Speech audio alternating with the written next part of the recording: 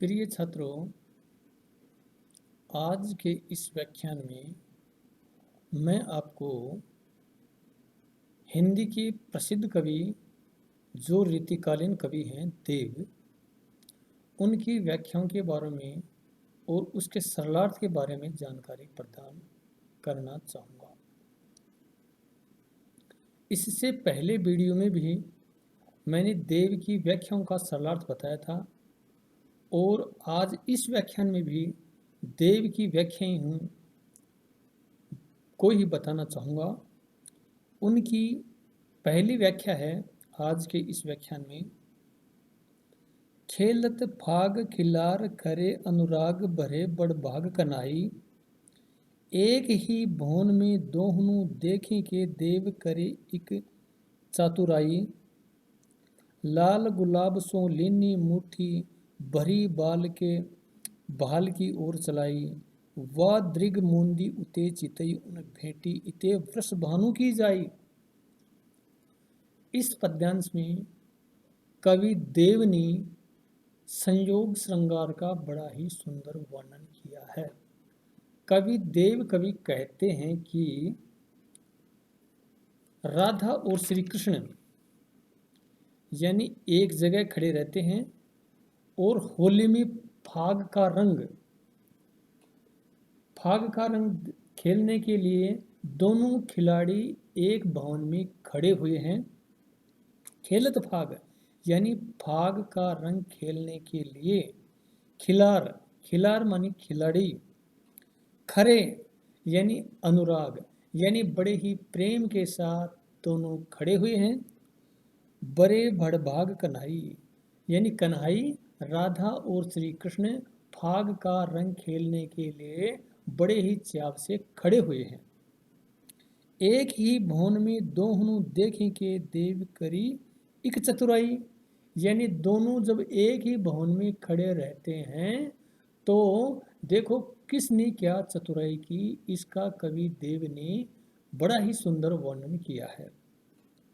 लाल गुलाल सो लीनी मुट्ठी भरी यानी श्री कृष्ण अपनी मुट्ठी में गुलाल को लेकर के भरी भाल मानी स्त्री और स्त्री यहाँ पर राधा जी के भाल की ओर चलाई। जैसे ही अपने हाथ में गुलाल लेकर के राधा जी के मस्तिष्क की ओर उसने गुलाल फेंकी तो वह दृग मूंदी उते चितई, तो उस दृश्य को देख करके राधा जी अपने नेत्रों को मूंद लेती हैं। इन भेंटे इते वृष भानु की जाई, और जब वो आंखें बूंद करके दोबारा श्री कृष्ण की ओर टकटकी लगा करके देखती हैं तो श्री कृष्ण यानी वृष भानु की पुत्री अर्थात राधा जी इससे भेंट अर्थात आलिंगन या चुंबन आदि परिरंभण क्रियाएं पूर्ण कर लेते हैं। तो इस पद्यांश में बड़ा ही संयोग श्रृंगार का सुंदर वर्णन किया है, जिसमें राधा और श्री कृष्ण यानी फाग रंग खेलने के लिए बड़े ही चतुराई के साथ में खड़े हुए हैं। और जब श्री कृष्ण ने राधा जी के मस्तिष्क पर गुलाल फेंका और जब राधा जी ने अपने नेत्रे बूंद ली तो उसके बाद श्री कृष्ण ने उसको आलिंगन कर दिया अर्थात राधा जी के चुंबन आदि परिरंभण क्रियाएं पूर्ण कर ली। तो इस प्रकार से ये व्याख्या संयोग श्रृंगार से संबंधित है। और इस व्याख्या में अगर इसको देखा जाए, विशेष तौर से देखा जाए तो इसमें राधा कृष्ण मिलन का बहाना प्रस्तुत किया गया है, यानी और राधा और श्री कृष्ण के मिलने का इसमें प्रसंग है जो एक बहाना मात्र है। अगर अलंकारों की दृष्टि से इस व्याख्या को देखा जाए तो इन पंक्तियों में यानी अनुप्रास अलंकार का बोलबाला है और अनुप्रास अलंकार के अलावा और भी अन्य अलंकार इसमें देखे जा सकते हैं। तो ये व्याख्या पहले इस प्रकार से इसकी व्याख्या थी जो संयोग श्रृंगार से संबंधित उनकी व्याख्या थी। अब मैं उनकी वियोग श्रृंगार से संबंधित जो दूसरी व्याख्या है उसके बारे में आपको बताना चाहूँगा। इसमें है, सासन ही सो समीर गयो अरु, आसुन ही सब नीर गयो ढरी, तेज गयो गुण ले अपनो, और भूमि गई तन की तनुता करी। देव जिये मिली बई की आस के, आस हूँ पास आकाश रह्यो भरी। ता दिन ते मुख फेरी हरी हंसी, हेरी हियो जू लियो हरि जू हरि। यानी कवि देव वर्णन करते हुए इस पद्यांश में कहते हैं कि विरह की अवस्था का जो दयनीय जो और कारुणिक जो चित्र उपस्थित किया है, इसमें बड़ी उक्ति से शरीर के पांचों तत्वों का विलय होना प्रमाणित कर दिया गया है।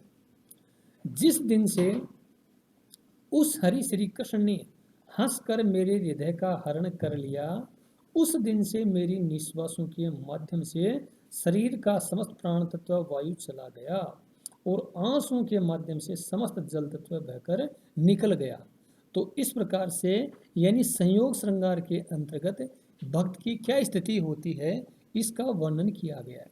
सांसन ही सो समीर गयो, यानी सांसों से यानी हवा थी वो चली गई, और उस आसनों ही सब नीर गयो ढरी। और इतना दुख हुआ कि उनकी याद में मेरे नेत्रों से जो पंचतत्व रूप में जो जल है, वो जल यानी मेरे नेत्रों के माध्यम से बह गया। तेज गयो गुण ले अपनों, और भूमि गई तनु की तनुता करी। यानी मेरे शरीर का जो समस्त तेज था, वो तेज भी उस हंसी की ओर से यानी पूरा का पूरा बह गया।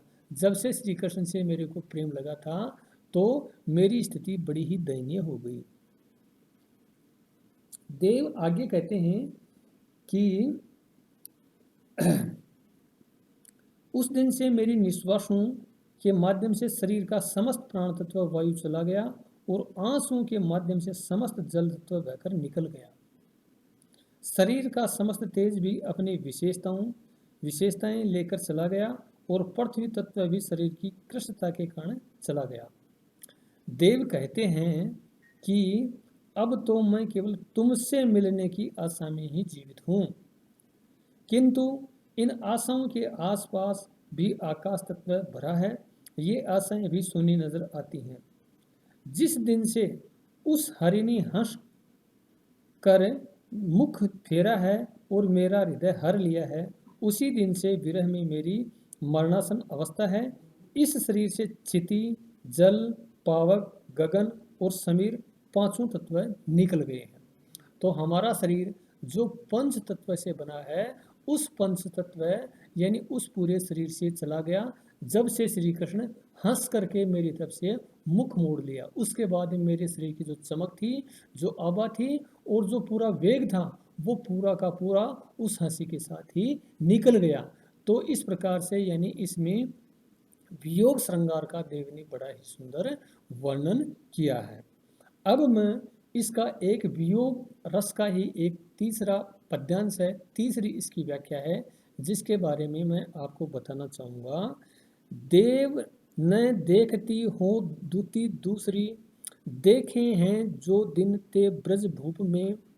पूरी रही री वहीं ध्वनि कांगन, आनन मान आनन ओप अनुपमी। ये अखियाँ सखियाँ न हमारी, जाय मिली जल बूंद ज्यों कूप में। कोटि उपाय न पाइए फेरी, समाई गई रंग राई के रूप में। तो इसमें भी यानी वियोग श्रृंगार का वर्णन किया गया है, जो वियोग की दृष्टि से बड़ा ही देव का महत्वपूर्ण कथन है।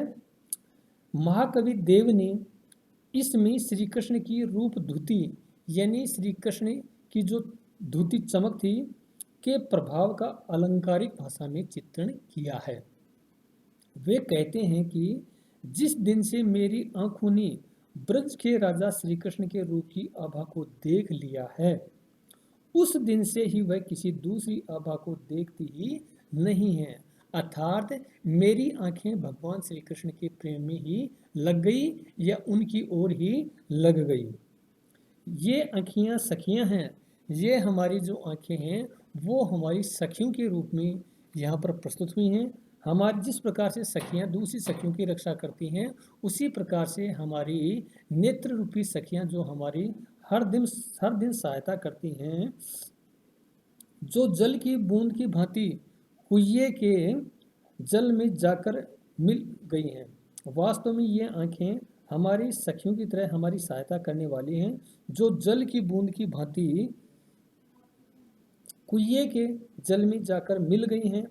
अब चाहे कोई करोड़ों उपाय ही क्यों न करें, ये रूप लोलुप आंखें श्री कृष्ण के रूप में इस प्रकार समा गई हैं कि इन्हें ढूंढकर प्राप्त करना ही असंभव हो गया है। जिस प्रकार कुएं के जल में गिरने वाली पानी की बूंदों को ढूंढना कठिन होता है, उसी प्रकार श्री कृष्ण के सौंदर्य में समा जाने वाली दृष्टि को ढूंढना भी मुश्किल व असंभव हो गया है।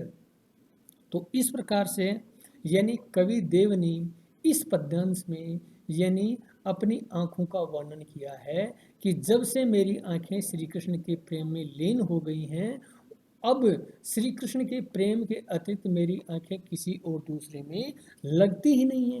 तो इसका बड़ा ही सुंदर वर्णन किया है। और आगे वे कहते हैं कि जिस प्रकार से सखी दूसरे सखी की सहायता करती है, उसी प्रकार से हमारी ये जो आंखें हैं वो सखी के रूप में यहाँ पर प्रस्तुत हुई हैं। अब चाहे कोई करोड़ों उपाय ही क्यों न कर ले, ये रूप लुलुप आंखें श्री कृष्ण के रूप में इस प्रकार समा गई हैं, इन्हें ढूंढकर प्राप्त करना भी असंभव हो गया है।